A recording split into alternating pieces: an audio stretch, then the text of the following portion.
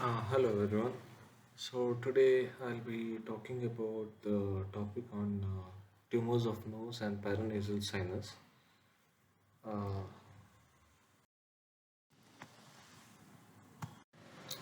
it is a very rare condition which accounts for about 0.2 to 0.8% of all the malignancies and 3% of all the upper airway digestive tract, and the incidence rate of it is around 0.1 to 1 per 1 lakh per year, and it mainly occurs around 5th to 6th decade of life, and men is to women ratio is around 2 is to 1. Etiology, coming on to it, so according, what is the main purpose cause for the tumors of nose and PNS is mainly the occupational hazard, where you have exposure to so many things like hardwood dust, softwood dust, and you also see in workers in nickel refining, chromium workers, and people who are working in boot, shoes, and textile workers. So these are the people who are more prone for all these exposure to, and they might cause tumors of nose and PNS. So certain exposures are mainly like the hardwood dust, that is more prone in causing adenocarcinoma, and softwood dust, which might cause squamous cell carcinoma, and yeah, these are the common things which you see in a occupational hazard. Okay, now coming on to the hardwood dust exposure, 70 times increases the incidence of sinonasal adenocarcinoma, particularly seen in ethmoid sinus. And among the hardwoods, the African mahogany, it is one of the most dangerous one. Biologically active compounds in wood dust impairs mucociliary clearance and predisposes to carcinogenesis. And softwood dust mainly causes squamous cell carcinoma. So, what are the locations where the tumors occurs? Okay, the commonest is the maxillary sinus, which is around 55%. Then we have nasal cavity, which is around 35%, and ethmoid sinus, which is around 9%, and frontal and sphenoid sinus, which is around 1%. Okay, now coming on to the tumors of nose and PNS, it might be a benign tumor, an intermediate tumor, as well as a malignant tumor.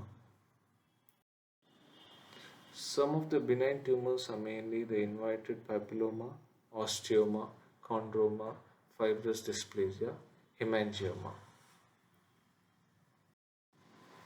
And some of the intermediate tumors are mainly the inverted papilloma, cylindrical cell papilloma, and hemangiopericytoma. And certain malignant tumors, some of the commonest malignant tumors are mainly the basal cell carcinoma, squamous cell carcinoma, minor salivary gland tumors, or mucoepidermoid carcinoma. These are the common malignant tumors which we see.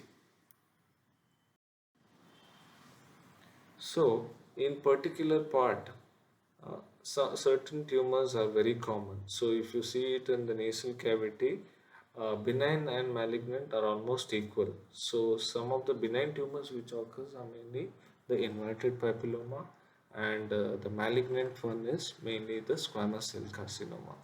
And if you see in sinuses, the benign tumors are very rare. It is mostly always the malignant tumors, and one particular malignant tumor is always the squamous cell carcinoma, and in the sinuses, maxillary sinus is the most commonest one. And now coming on to the osteomas, it is a benign tumor. It is a benign osteogenic slow growing tumor containing mature bone, commonly seen in frontal sinus, and ethmoid and maxillary is very rare. It is usually asymptomatic sinusitis, occasional sinusitis, mucocele, and proptosis can be seen. And this is seen in a patient with Gardner syndrome. Here, the Gardner syndrome is an autosomal dominant syndrome where Osteoma, soft tissue tumors, and intestinal polyposis are the common features which you see. Okay, can you see this? These are the X-ray finding where you see an osteoma in the frontal sinus. Okay. Now coming on to the another benign tumor, that is a fibrous dysplasia. It is a benign hematomatous lesion affecting the bones. Normal bone, here what happens is the normal bone gets replaced by collagen, fibroblast and osteoid material. It usually happens in the first and second decade of life. Female preponderance is more. It is a painless swelling present in the maxilla. An X-ray shows a ground glass appearance, and it is more of an ossifying fibroma where it is a variant of fibrous dysplasia. This is what you see in an X-ray. Can you see this? It is more commonly seen in the ethmoid sinuses, okay, where the normal bone is replaced. Now coming on to another tumor, that is an inverted papilloma. It is a very common tumor. It accounts of about 4% of the nasal neoplasm and occurs in 4 per million population, and male is to female ranges from 3 is to 1 to 10 is to 1, and peak incidence is mainly seen in the 6th decade of life. It is also called as Ringer's tumor, Schneiderian papilloma, or what we call it as an inverted papilloma. See, so these are some of the common names which you term it for the inverted papilloma. So, inverted papilloma, or what you call it as a Schneiderian papilloma, it is mainly derived from the Schneiderian mucosa, which is ectodermal in origin, and then it becomes fungiform, which is around 50% in the nasal septum. Then it gets inverted, which is around 47%, that is mainly seen in the lateral wall of the nose, and then we have cylindrical, which is around 3% seen both in lateral wall as well as the sinuses. So coming on to the clinical features, it is usually unilateral nasal obstruction associated with epistaxis, rhinorrhea, anosmia, facial pressure as well as a headache. Grossly, if you see it, it will be usually firm, bulky, red and vascular mass, usually seen on one side of the nose. So this is a particular picture which you see. Microscopically, there will be the proliferation of all the covering epithelium and extensive finger-like projection, which is inverted into the underlying stroma of the epithelium. So hence it is called as the inverted papilloma.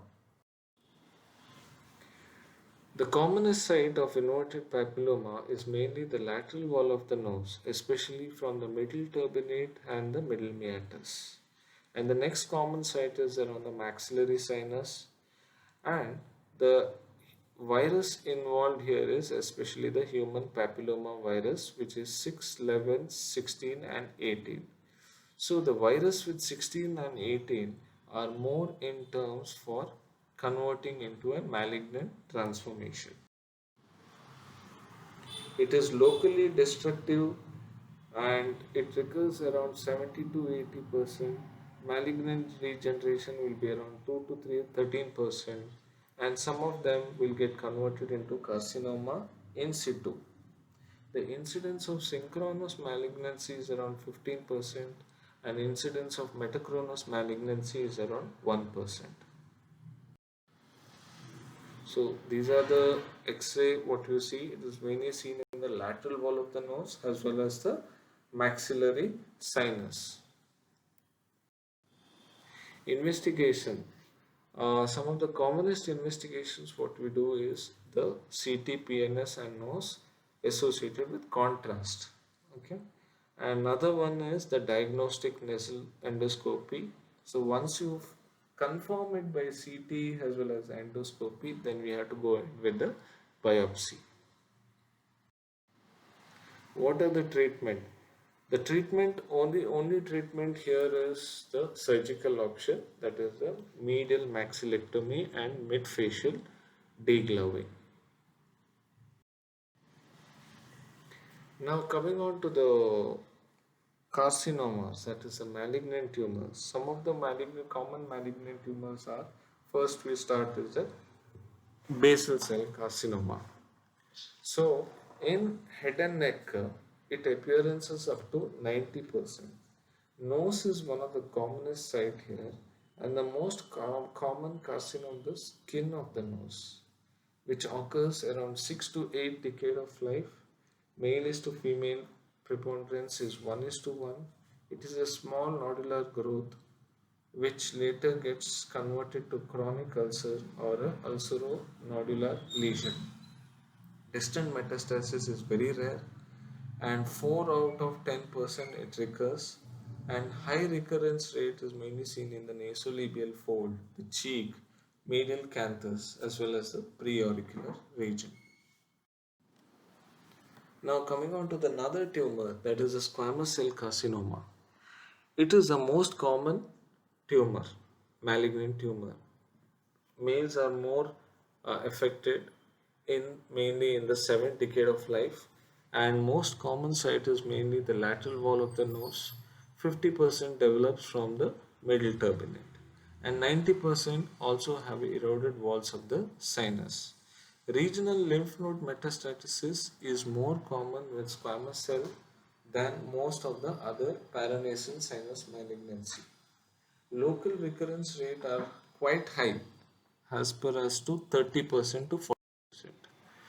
Okay, so this is the condition where you see, and this is called as the squamous cell carcinoma affecting the nasal cavity, especially the lateral wall of the nose.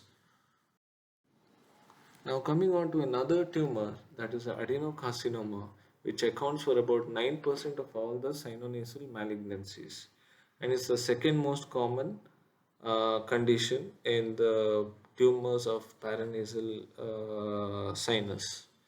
And male preponderance is more, occurs mainly between the 6th and 7th decade of life, mainly seen in the upper nasal cavity and the ethmoid.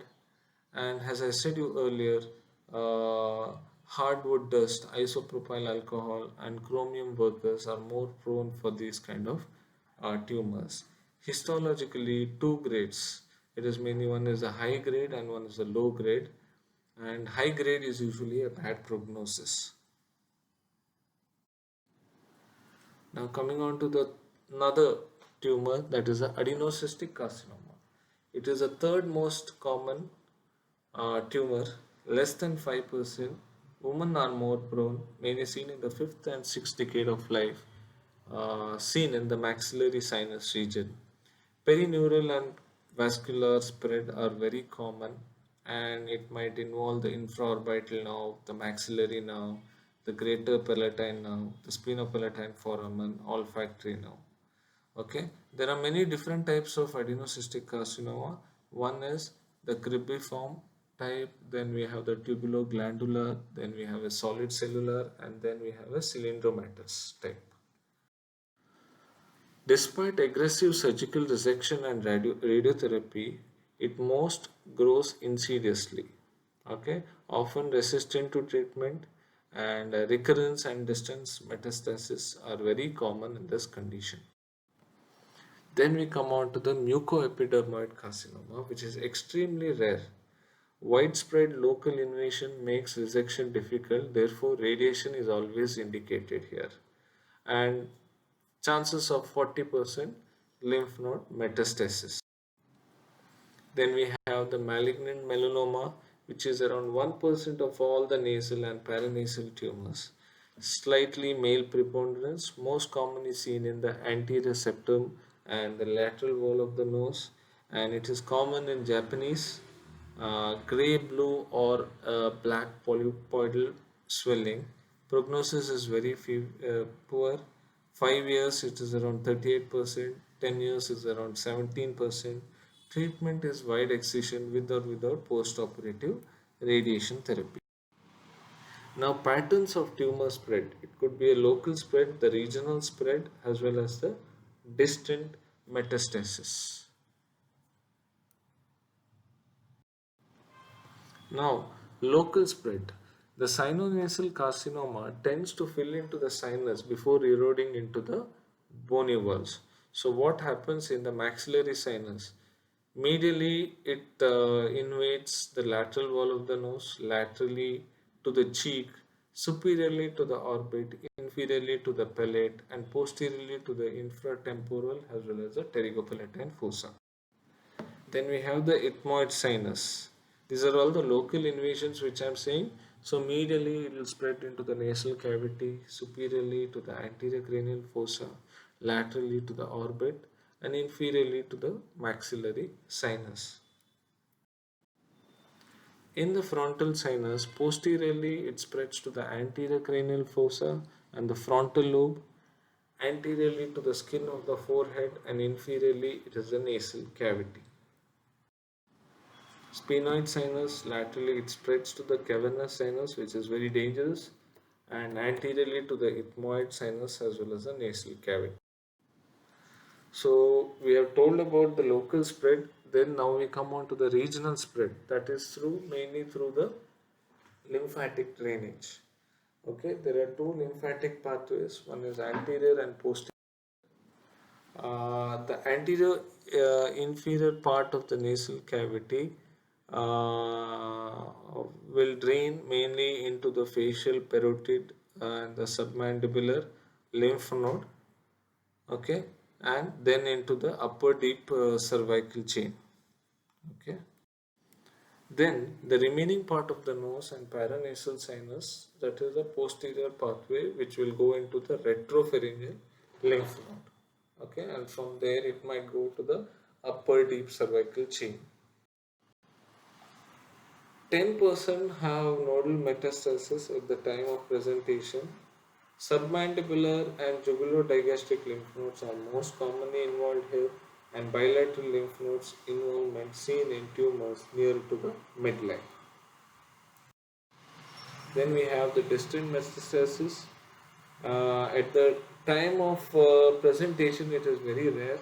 It mainly spreads to the bone, brain, lungs, liver, and skin. And 1 in 5 patients develop a second primary, usually in the bronchus. Now, one of the most important thing in all the malignant tumors, what we do is we need to know about the classification, that is the tumor nodal classification. So, if the tumor is mainly seen in the maxillary sinus, then we have to stage it according to that. So T1 staging is tumor limited to the antral mucosa without bony erosion. Second, tumor causing bony erosion or destruction except the posterior antral wall is left. Tumor 3, stage 3, T3, tumor invades any of the following: bone of the posterior, even the bone of the posterior wall of the maxillary sinus is involved. This is the maxillary TNF staging. Okay, then we have the T4A staging. Tumor invades any of the following. That is, it might invade into the orbit, invade into the lateral part, it might invade the skin. Okay, and it might go into the pterygoid plates or infratemporal fossa. T4B, here the tumor invades any of the following. As I said earlier, the orbit. Then there may be an intracranial extension or into the nasopharynx. So these are the things which are seen in the maxillary sinus. Then we have the ethmoid sinus. In the ethmoid sinus, the tumor is mainly confined to the ethmoid in T1 with or without bone erosion. T2 extends into the nasal cavity.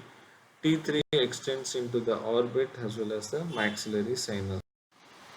Then T4A, it invades any of the following: the orbit, the skin or the cheek, or the anterior intracranial extension pterygoid plates. T4B, it invades any of the following: the orbital apex, dura, brain, middle cranial fossa, the cranial nerves other than P2 and nasopharynx or clivus. Then in the nasal cavity, how it is staged? T1 tumor involves in only one subsite. T2 it involves two subsites or ethmoid. T3 extends into the anterior orbit or the maxillary. T4A invades any of the following, that is the orbital contains the skin, nose, cheek, and T4B it involves any of the following, the orbit, apex, intracranial extension, and finally goes to the nasopharynx or the clivus. So these are all the T stagings which I explained you. Now coming on to the nodal staging. Here in nodal staging, N1 metastasis which is seen in a single ipsilateral lymph node less than 3 cm in greatest dimension. N2 a single ipsilateral lymph node more than 3 cm but less than 6 cm in greatest dimension. N2A it is seen in a single ipsilateral lymph node more than 3 cm but less than 6 cm in greatest dimension. In N2B, it is multiple ipsilateral lymph node, none more than 6 centimeters in greatest dimension. N2C, it is a bilateral or a contralateral lymph node, none more than 6 centimeters in greatest dimension. N3 is usually any lymph node more than 6 centimeters in greatest dimension. So TNM classification, as I've said you, and MX is a distant metastasis, M0 is no distant metastasis, M1 is this, there is distant metastasis. Okay, so these are the stagings which we are supposed to know about it. Alright. So what are the clinical features which you see in a paranasal sinus? Malignant type. Usually have a oral symptoms like pain, trismus, alveolar ridge, fullness, and then we have the nasal findings like obstruction, epistaxis or rhinorrhea. Then we have ocular findings like epiphoria, diplopia or proptosis. Then we have facial signs like paresthesia, numbness or asymmetry. Advanced cases, they might have a classic triad, that is the facial asymmetry, tumor bulge in the oral cavity as well as the nasal mass. Investigations are mainly the diagnostic nasal endoscopy is the ideal thing. So once you confirm by the diagnostic nasal endoscopy, we can go ahead with the CT nose and PNS with contrast, and then later we can go for MRI to see if there is any intracranial extension, and then after confirming that this we can do a biopsy. Treatment is mainly the surgery, which could be a partial or a total maxillectomy, or we can do a radiotherapy if surgery is not advisable associated with chemotherapy.